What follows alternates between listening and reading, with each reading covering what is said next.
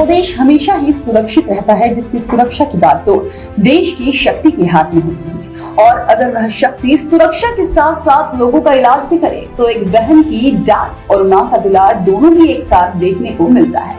जी हाँ, हम बात कर रहे हैं डीएसपी डॉक्टर हिना खान की, जो मध्य प्रदेश पुलिस की वो होनहार अधिकारी हैं जिनके कंधों पर आज ग्वालियर में महिला सुरक्षा की जिम्मेदारी है। और उस जिम्मेदारी के साथ ही वह फिजियोथेरेपी की महारत से लोगों का इलाज भी करती है, या यूं कहें कि यह महिला अधिकारी फरियादियों के लिए दवा का भी काम करती है और अपराधियों के लिए डंडा भी उठा लेती है। देखिए स्वदेश 24/7 न्यूज चैनल के साथ डीएसपी डॉक्टर हिना खान का यह खास इंटरव्यू। नमस्कार, मैं अवधेश शर्मा और आप देख रहे हैं स्वदेश 24/7 न्यूज चैनल। आज हम मौजूद हैं डीएसपी हिना खान के साथ। इनकी जो मेहनत है उसके बाद ये जबलपुर में ट्रेनिंग करने के साथ ही ग्वालियर में आई और ग्वालियर में आकर इन्होंने काफ़ी बड़े बड़े कार्य किए, कई केसों को हैंडल किया। खासतौर से पुलिस में महिला सुरक्षा की ये प्रतिनिधित्व कर रही हैं, उसके जिम्मेदार अधिकारी हैं। आइए हम जानते हैं हिना खान कौन है, कहाँ इनकी परवरिश हुई, क्या इन्होंने पढ़ाई करी है, डीएसपी बनी और मध्य प्रदेश की पुलिस के साथ में जहाँ भी इन्होंने ट्रेनिंग करी, अन्य जगहों पे इन्होंने काम किया, उसके बाद में ग्वालियर में इनको अनुभव कैसा लगा। मैडम, आपका स्वागत है स्वदेश 24/7 में। Thank you. मैडम, सबसे पहला हमारा सवाल तो यही है कि हिना खान कौन है, हिना खान की परवरिश कहाँ हुई, पैदाइश कहाँ हुई, क्या पढ़ाई करी और आज आपके हम कंधे पर देख रहे हैं कि 3 स्टार लगे हैं, ये स्टार कैसे लगे? Thank you. हिना खान कोई नहीं, जैसे बाकी लड़कियां हैं वैसी मैं भी हूँ। मैं गुना ज़िले में एक आरोन है तहसील, वहाँ से बिलोंग करती हूँ। मेरे फादर टीचर रहे हैं, मम्मी हाउसवाइफ हैं। पद चिन्हों की और अपने जीवन के जो हमारे नैतिक मूल्य होते हैं उनकी मैं बात करूँ तो मेरे माता पिता मेरे आदर्श रहे हैं। 4 भाई बहनों में सबसे बड़ी हूँ मैं। मेरी जो शुरुआती शिक्षा है स्कूल तक की, 12th तक की, वो आरोन से ही हुई है और मैंने शासकीय कन्या उच्चतर माध्यमिक विद्यालय से शिक्षा प्राप्त की। उसके बाद मैंने फिजियोथेरेपी में ग्रेजुएशन किया, जिसके लिए मैं भोपाल गई। मतलब ये आप एक डॉक्टर भी हैं, फिजियोथेरेपिस्ट? जी, मैं फिजियोथेरेपिस्ट हूँ, मतलब बाय प्रोफेशन तो मैं फिजियोथेरेपिस्ट हूँ। देन उसके बाद इंटर्नशिप के दौरान जब मैं इंदौर में इंटर्नशिप के लिए गई थी तब मुझे सिविल सर्विसेज की तरफ रुझान हुआ और उसके बाद मैंने तैयारी शुरू की। मैडम, हमें ये बताएं कि आपने कहा कि सिविल सर्विसेज की तरफ आपका रुझान हुआ, आपने तैयारी करी, MPPSC आपने दी और आप डीएसपी बन गई। हमने सुना है आप यूपीएससी की भी तैयारी कर रही थी। जी, मुझे लगता है कि हर व्यक्ति को प्रयास करते रहना चाहिए जीवन भर, जहाँ वो है उससे बेहतर का। तो इसलिए मैंने भी यूपीएससी के लिए ज़रूर ट्राई किया था और मुख्य परीक्षा तक मैं पहुँची थी, पर किन्हीं कारणों से या तो उतनी मेहनत मैं नहीं कर पाई या परीक्षा का पैटर्न समझने में कुछ कठिनाई हुई, इस वजह से मेरा मुख्य परीक्षा के बाद आगे नहीं बढ़ पाया। पैटर्न की बात करें तो मैडम MPPSC और यूपीएससी में क्या फ़र्क है, डिफरेंस आपको लगा? क्योंकि आपने दोनों ही एग्जाम दिए हुए हैं और एक एग्जाम में तो आप मेरे सामने बैठी हुई हैं डीएसपी बनकर और दूसरे एग्जाम में आप करेंगे उसे समझ नहीं पाएंगे। क्या आपमें डिफरेंस होगा MPPSC में और यूपीएससी में? बहुत ज़्यादा अंतर मुझे नहीं लगा, क्योंकि मैंने पहले MPPSC की तैयारी की थी और जो विषय होते हैं यूपीएससी में भी लगभग सेम होते हैं, लेकिन जैसे हमें मध्य प्रदेश में मध्य प्रदेश विशेष पढ़ना पड़ता है। मध्य प्रदेश के लिए सारी चीज़ें बहुत डिटेल में पढ़ना पड़ती हैं। यूपीएससी में पूरे देश को ही आपको विशेष रूप से पढ़ना है, तो थोड़ा सा कंसेप्चुअल वहाँ पे अंतर आता है। जैसे एमपी में हम बहुत प्रयास करते हैं कि हम फैक्चुअल चीज़ें ज़्यादा लिखें। यूपीएससी आपसे बहुत कंसेप्चुअल क्वेश्चन पूछेगा, जिसमें आपको जो बेसिक चीज़ होती है वो क्लियर होना चाहिए। तो रटने वाला कंसेप्ट जो है वो यूपीएससी में लागू नहीं होता है, ये मैंने अंतर महसूस किया। और एक मैं आपको अपना एक्सपीरियंस बताना चाहती हूँ कि एक बहुत बड़ी भ्रांति है लोगों के मन में कि हिंदी मीडियम वालों का यूपीएससी नहीं क्लियर होता है या एमपीपीएससी क्लियर नहीं होता। तो मैंने हिंदी मीडियम से ही यूपीएससी का प्री भी लिखा था और मेंस भी लिखा था। मेरे मार्क्स थे वो कम से कम दूसरे सब्जेक्ट्स में कम थे। जो इंग्लिश का क्वालिफाइंग पेपर होता है जिसमें कहते हैं कि हिंदी मीडियम वाले निकलते नहीं, उसमें मैं नहीं रुकी थी। तो मुझे लगता है कि ये एक तरह से मेरे लिए एक नया अनुभव रहा कि सुनी सुनाई बातों की जगह यदि आप स्वयं किसी चीज़ को अनुभव करके आपने प्रैक्टिकल उसको देखा और समझा, इसलिए आज आप ये बता पा रही हैं। जी बिल्कुल। तो हमें ये बताएं कि आपकी ट्रेनिंग कहाँ पर हुई, ट्रेनिंग के दौरान आपका एक्सपीरियंस कैसा रहा? जैसे ही आपको ट्रेनिंग के बाद में कम्प्लीटली कुर्सी मिली, फुल पावर मिली, तो फुल पावर आने के बाद आपका एक्सपीरियंस कैसा रहा? और ग्वालियर जो कि MPCG में अन्य राज्यों में भी काफ़ी क्राइम के मामले में तवज्जो रखता है, ग्वालियर में आकर आपका अनुभव कैसा रहा? यहाँ का क्राइम कैसा? जैसे कि जब हमारा सिलेक्शन होता है और पुलिस अधीक्षक की ट्रेनिंग के लिए भोपाल में एक मध्य प्रदेश पुलिस अकेडमी बनी है भौरी में, वहाँ 12 महीने का प्रशिक्षण होता है। तो मेरा वो प्रशिक्षण हुआ बेसिक। उसके बाद हम लोगों का 1.5 महीने प्रशासन अकेडमी नरूना में प्रशिक्षण होता है, 1.5 महीने वेपन एंड टैक्टिक्स के लिए RAPTC इंदौर में प्रशिक्षण होता है। तो ये सारे प्रशिक्षण करने के बाद हमें ज़िले भेजा जाता है और वहाँ पर 7 महीने का व्यवहारिक प्रशिक्षण होता है, जिसमें कि 3 महीने तक हमें अलग अलग इसे कार्य, आपको प्रोविजनल पीरियड भी कहते हैं। जी इसी को प्रोविजनल पीरियड कहते हैं, और उसमें 4 महीने के लिए हमें थाना प्रभारी भी बनाया जाता है। तो जबलपुर में मेरा व्यवहारिक प्रशिक्षण कंप्लीट हुआ और उसके बाद जबलपुर की बात करें तो हमने एक वाकया सुना है आपका कि जो बच्चे थे उन्हें अपने नंगे बच्चों को चप्पल भी पहनाई थी जबलपुर में। देखिए मुझे लगता है कि वो मतलब ऐसा कोई मैंने बहुत आउटस्टैंडिंग काम नहीं किया। मैं चूँकि मेरा थाना क्षेत्र था और मैं वहाँ से निकल रही थी तो मुझे बच्चे दिख गए और नंगे पैर थे, सर्दी का मौसम था, तो मैंने उनसे पूछा कि आप नंगे पैर क्यों हो? तो उन्होंने कहा कि चप्पल नहीं है। तो पास में एक चप्पलों की दुकान थी, तो मैंने कहा चलो मैं आपको चप्पल बना देती हूँ। तो बस इतना ही था। और इसके पहले भी कई बार ऐसा, वो बच्चे से मैं बहुत फेमिलियर थी। कभी वो अपनी मर्ज़ी से, क्योंकि कभी उनको अगर कुछ खाना होता था वो बहुत बिल्कुल बेबाकी से बोल देते थे कि दीदी हमको ये खाना है या उनको कुछ चाहिए। तो वो इतना मतलब सब लोगों ने देखा वो प्रकरण, पर मेरा ये उद्देश्य नहीं था, क्योंकि मुझे लगता है कि यदि हम कुछ अच्छा करते भी हैं तो वो उसका मतलब एक ज़रूरी नहीं है कि उसका प्रचार ही हो। तो वो एक बहुत जनरल और जेनरस चीज़ थी। But thank you. मैडम आपने कहा कि आप थाना प्रभारी 4 महीने रही। मैं ये जानना चाहता हूँ कि FIR क्या होती है, थाना प्रभारी की पोस्ट क्या होती है एक्चुअली में? अगर किसी के ऊपर FIR हो जाए, उमूमन लोग कहते हैं कि हमारे ऊपर फर्जी FIR हो गई, तो FIR क्या होती है, थाना प्रभारी क्या होता है, थाना प्रभारी की जिम्मेदारी क्या होती है? देखिए जो हमारा CRPC है, दंड प्रक्रिया संहिता, जिसमें कि प्रक्रिया बताई गई है। 2 जो मुख्य कानून हैं उनसे हमारे भारत का कानून और सारी प्रक्रियाएं गवर्न होती हैं, जिसमें एक है भारतीय दंड संहिता, जिसमें अपराध और अपराधों के बारे की सज़ा के बारे में दिया हुआ है, और एक है दंड प्रक्रिया संहिता, जिसमें ये दिया हुआ है कि यदि कोई अपराध घटित होता है तो क्या प्रक्रिया होनी चाहिए, किस तरह से काम करना चाहिए। ये 2 अलग सब्जेक्ट हैं, इन्हें मेजर एक्ट कहा जाता है। ये 2 अलग, ये मान लीजिए कि ये 2 किताबें हैं, है ना। एक है जिसमें कि क्राइम और उनके पनिशमेंट के बारे में दिया है, वो पूरी डिफरेंट एक बुक है, और एक बुक है जिसमें प्रोसीजर बताया गया है। ये दोनों अलग अलग हैं, ये भारतीय कानून के अंतर्गत, लेकिन ये दोनों अलग चीज़ें हैं। IPC अपराध के बारे में बताती है और CRPC यदि अपराध घटित हो गया, IPC का ऑफेंस हो गया, तब आप क्या करेंगे, ये CRPC बताता है। इसी CRPC के अंतर्गत थाना और थाना प्रभारी और FIR इन सब के बारे में दिया हुआ है।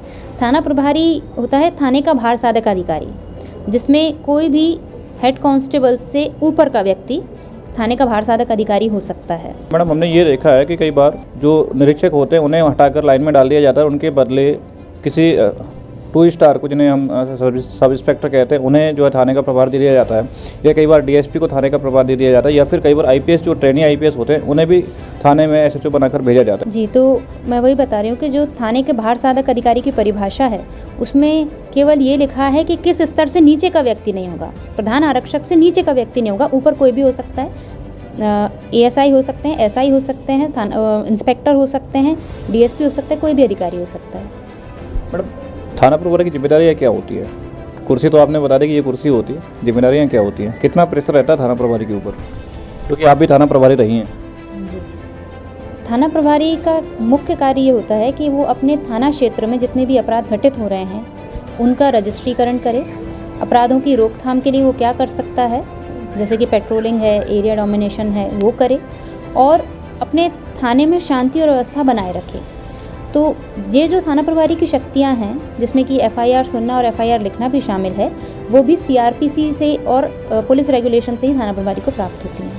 एक बड़ा सवाल है मैडम हमारा, हमने देखा है कि रात को भी गश्त होती है, क्या महिलाओं को भी गश्त करना पड़ता है?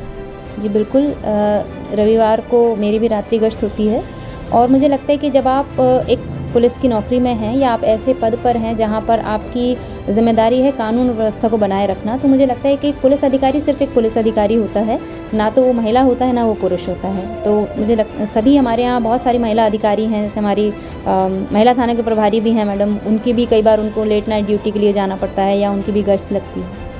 काम को लेकर बात करें, आप एक महिला उच्च अधिकारी हैं, DSP हैं, डिप्टी सुपरिटेंडेंट पुलिस हैं, कितना प्रेशर है ग्वालियर में आपके ऊपर, क्योंकि आप अकेले ही ग्वालियर हेडक्वार्टर के DSP हैं, क्योंकि महिला अपराध ग्वालियर में सबसे ज़्यादा है, विवेचना से लेकर न्याय तक की बात होती है।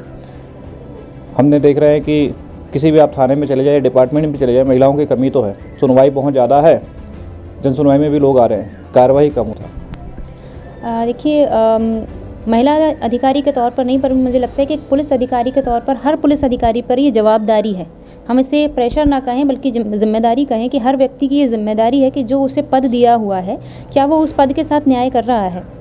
रही बात ग्वालियर की, तो कि ग्वालियर जो है ऋषि गालव की भूमि है और इसका अपना एक अलग ऐतिहासिक महत्व रहा है। और हम वर्तमान की नहीं पुराने समय की भी बात करें तो आप देखेंगे कि यहाँ गुजरी महल है और वो बहुत प्रसिद्ध, जो मृगनयनी थी बहुत प्रसिद्ध यहाँ की रानी हुई हैं। तो ग्वालियर का एक अपना अलग अंदाज़ है, यहाँ के लोगों का एक विशिष्ट संस्कृति है। ग्वालियर में आने के बाद मेरा अभी तक का अनुभव एक पुलिस अधिकारी के तौर पर बहुत ही सकारात्मक रहा है। यहाँ चूँकि एक मेट्रो सिटी है, बड़ा शहर है, तो यहाँ अपराधों की मॉनिटरिंग का काम महिला सेल के द्वारा किया जाता है, जो महिला संबंधी अपराध होते हैं। तो यहाँ पे हम थोड़ी भी लापरवाही नहीं कर सकते, मतलब हमें पर डे की कार्रवाई से अप टू डेट रहना पड़ता है, क्योंकि चूँकि इतना बड़ा शहर है और यहाँ पर काफ़ी बड़े अधिकारी भी हैं जैसे आप देखते हैं, और अपराध भी कई प्रकार का है। तो अपराधों का समय सीमा में निकाल हो और अनावश्यक कहीं ऐसा ना हो कि व्यक्ति को परेशान होना पड़े, इस संबंध में जवाबदारी थोड़ी बढ़ जाती है। बड़े अधिकारियों के बड़े शहर की बात करें तो यहाँ पर आईजी से लेकर कई सारे एडिशनल एसपी, कई सारे डीएसपी, कई सारे टीआई हैं। संभवतः बात है कि 16 विधानसभाओं का मुख्यालय है, 4 लोकसभाओं का मुख्यालय है और लगभग 8 जिलों का मुख्यालय भी ग्वालियर कहते हैं। अधिकारियों का प्रेशर तो रहता ही है। हमें ये बताएं मैडम कि ग्वालियर का क्राइम और मध्य प्रदेश का क्राइम कितना डिफरेंस है? ये ग्वालियर, जैसे कि हम जानते हैं कि ग्वालियर का एक अलग इतिहास है। यदि हम थोड़े पीछे जाएं, 20-30 साल पीछे, 25 साल पीछे जाएं, तो ये डकैती प्रभावित क्षेत्र रहा है, जो कि मध्य प्रदेश के अन्य ज़िलों में ये समस्या नहीं रही है। यहाँ पर इस एरिया में ये समस्या रही है। और आज भी ऐसे हम देखते हैं कि यदि नवविवाहिता संबंधी जो मर्ग होते हैं या महिला संबंधी कुछ ट्रेडिशनल अपराध होते हैं, तो वो ग्वालियर क्षेत्र में ज़्यादा देखने को मिलते हैं। अब चूँकि तरक्की कर रहा है शहर, तो ऐसे अपराध जो मेट्रो सिटीज़ में होते हैं, जैसे कि साइबर स्टॉकिंग, साइबर बुलिंग या ईव टीजिंग, तो वो भी आपको ग्वालियर में देखने को मिलेगा। तो ग्वालियर एक तरह से मिश्रण है हर प्रकार। कारण यही है कि ये संक्रमणशील क्षेत्र है, यहाँ हर प्रकार की आबादी है, तो हर प्रकार का क्राइम है। सीधे तौर पर यह एक्सपीरियंस है तो ग्वालियर जरूर पोस्टिंग कराएं। जी, मुझे लगता है कि बिल्कुल, यदि हमें एक वृहत अनुभव चाहिए हर तरह के अपराध का, लॉ एंड ऑर्डर का, हर तरह की ड्यूटीज़ का, तो ग्वालियर एक बहुत अच्छा प्लेटफॉर्म है सीखने के लिए। जी बिल्कुल। आज के युवाओं को क्या संदेश देना चाहिए, क्योंकि आप एनर्जेटिक युवा हैं? खासतौर से आपने कहा कि आप महिला नहीं, तो महिलाओं की तो मैं बात ही नहीं करूँगा, सभी युवाओं की बात करूँगा। जी, एक अधिकारी के तौर पर मैं ये नहीं मानती हूँ कि महिला वाला फेवर लेना चाहिए, बट हाँ, यदि हम इस चीज़ की बात करें कि यदि आप मुझे देखें कि चलिए मैंने कुछ अचीव किया है या मैं एक अधिकारी के तौर पर अपने आप को इस्टेब्लिश कर पाई हूँ, तो युवाओं के लिए, बालक और बालिकाओं दोनों के लिए मेरा ये संदेश है कि आप अपना गोल क्लियर रखिए। से आज के समय में इतने डिस्ट्रैक्शंस हैं, सोशल मीडिया है और सारी चीज़ें तो सोशल मीडिया पर ही हैं, बहुत सारे डिफरेंट प्लेटफॉर्म्स हैं, इंस्टाग्राम, स्नैपचैट, दुनिया भर की चीज़ें। तो जैसे कि हम बचपन से पढ़ते आ रहे हैं कि विज्ञान अभिशाप है या वरदान है, तो ये सवाल हमेशा रहेगा। और आज के युवाओं को मैं बस ये संदेश देना चाहूँगी कि आप अब किसी भी तकनीक को, किसी भी माध्यम को अपने फ़ायदे के लिए यूज़ करें। आप उससे यूज़ ना हो, बल्कि उसको आप अपने भले के लिए यूज़ करें। आप अपना एक गोल सेट करें, एक अपना करियर बनाएं। अपने पेरेंट्स के लिए भी आपकी एक जिम्मेदारी है, एक अच्छा नागरिक होने के नाते देश के लिए भी आपकी जिम्मेदारी है, समाज के लिए भी है। तो अपना गोल सेट करें, किसी भी ऐसी चीज़ में अपना समय बर्बाद ना करें जिससे कि आप किसी अपराध में इन्वॉल्व हों या आपकी वजह से कोई अपराध का शिकार हो जाए। तो मुझे लगता है कि युवाओं को जागरूक होने की बहुत आवश्यकता है, क्योंकि ये हमारे देश का भविष्य है। तो आप अपना माइंडसेट एकदम क्लियर रखिए, मेहनत करने से बिल्कुल ना डरें, और जो भी काम करें, आप जिस भी फील्ड में जाएं, उस फील्ड में अपना बेस्ट दें। यदि आप डांसर बनना चाहते हैं तो आप क्लासिकल डांस सीखिए, उसमें बेस्ट रहिए। कहने का आशय ये है कि अपना गोल सेट कीजिए, अपनी लाइफ सेट कीजिए, बाकी सारी चीज़ें तो समय के साथ हो ही जाएंगी। सेकंड लास्ट क्वेश्चन ये है कि आपने अपने बहुत ही कम समय में बहुत सारे केस देखे होंगे, कोई ऐसा केस जिसने आपको भावुक बना दिया या आपको सोचने पर भी बस कर दिया, मजबूर कर दिया कि इसको कैसे हैंडल करें? इसमें ऐसा केस तो नहीं, पर एक घटना थी जब मैं थाना प्रभारी थी जबलपुर में, तब एक सुसाइड का केस आया था जिसमें एक वृद्ध पिता ने आत्महत्या कर ली थी फांसी लगा के। और चूँकि वो बीमार था और बहुत छोटी सी, मतलब मुझे लगा नहीं था कि जबलपुर में इस तरह के भी कच्चे मकान होते हैं, बहुत छोटा सा कच्चा मकान था।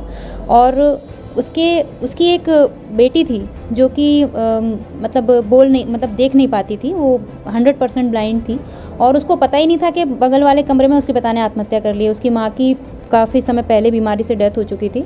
तो जब मैंने वो कंडीशन देखी थी, चूँकि मैं नई थाना प्रभारी बनी थी और वो मेरे जाते ही पहला ऐसा इंसिडेंट हुआ था, उससे मैं तब मुझे बहुत वो हृदय विदारक लगा था और मुझे लगा था कि मतलब ऐसी घटनाएं भी हमारे समाज में हो रही हैं। और आप सब देखिए कि किसी को फ़ोन नहीं किया गया, पुलिस को फ़ोन किया गया। तो मुझे लगा कि एज़ अ पुलिस पर्सन ये बहुत अच्छा प्लेटफॉर्म है कि आप हर तरह से लोगों की मदद कर सकते हैं। हम चाहते हैं कि आप देश के लिए कुछ बोलें।